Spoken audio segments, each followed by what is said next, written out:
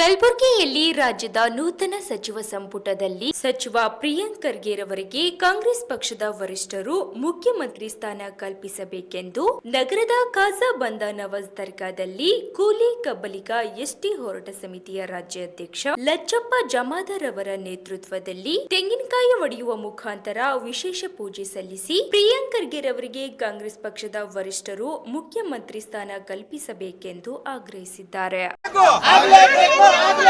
ಸಚಿವರಾದಂತ Priyanka ಖರ್ಗೆನವರು CM ಆಗಲೇಬೇಕು. Priyanka ಖರ್ಗೆನವರು CM ಆಗಲೇಬೇಕು. ಬಂಧುಗಳೇ, ಇವತ್ತು ಕರ್ನಾಟಕ ರಾಜ್ಯದಲ್ಲಿ ಏನು ಕಾಂಗ್ರೆಸ್ ಪಕ್ಷದ ವರಿಷ್ಠರ ಒಂದು ನಿರ್ಧಾರದ ಮೇರೆಗೆ ಇವತ್ತು ಮುಖ್ಯಮಂತ್ರಿ ಸ್ಥಾನ ಬದಲಾವಣೆ ಆಗುವಂಥ ಈ ಒಂದು ಸನ್ನಿವೇಶದಲ್ಲಿ ಇವತ್ತು ಈ ರಾಜ್ಯದಲ್ಲಿ ಬಡವರಿಗೋಸ್ಕರ, ಈ ರಾಜ್ಯದಲ್ಲಿರುವಂಥ ಯುವ ವಿದ್ಯಾರ್ಥಿಗಳಿಗೋಸ್ಕರ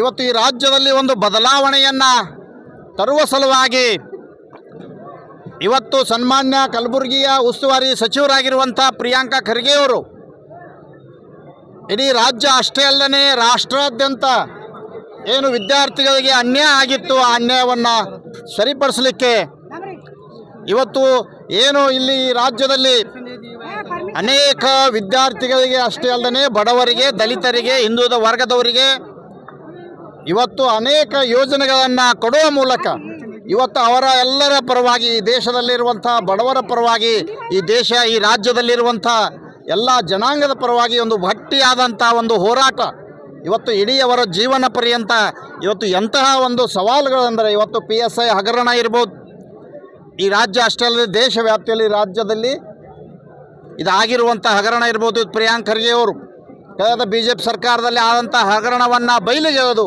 ಇವತ್ತು ಒಂದು ಬೀಟ್ ಕಾಯಿನ್ ಅಂತ ಹಗರಣ ಇರ್ಬೋದು, ಇವತ್ತು ಬೋವಿ ನಿಗಮದ ಒಂದು ಹಗರಣ ಇರ್ಬೋದು.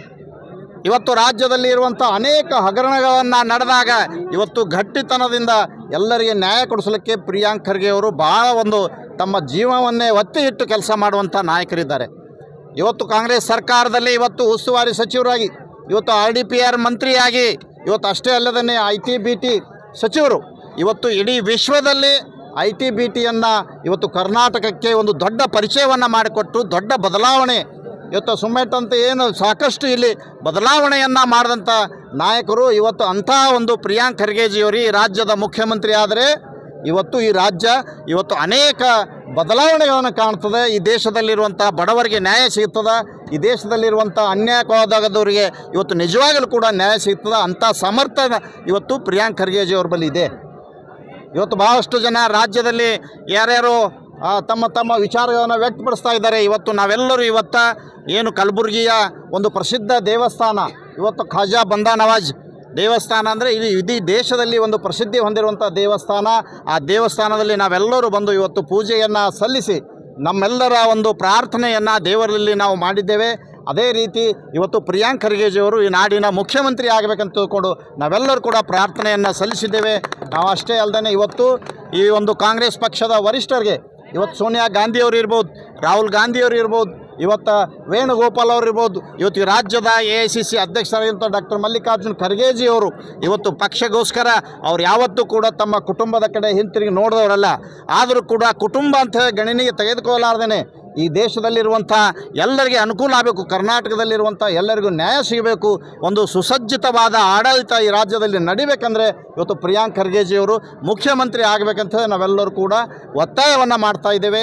ಅದೇ ರೀತಿ ನಮ್ಮೆಲ್ಲರ ಬೇಡಿಕೆ ಏನಿದೆ ಅಂದರೆ ಇವತ್ತು ಈ ರಾಜ್ಯದಲ್ಲಿ ಪ್ರಿಯಾಂಕ್ ಖರ್ಗೆಜಿಯವರನ್ನು ಮುಖ್ಯಮಂತ್ರಿಯಾಗಿ ನೋಡಲಿಕ್ಕೆ ನಾವೆಲ್ಲರೂ ಬಯಸಿದ್ದೇವೆ ಅಂತ ಈ ಸಂದರ್ಭದಲ್ಲಿ ಹೇಳಕ್ಕೆ ಇಷ್ಟಪಡ್ತೇನೆ. ನಮಸ್ಕಾರ.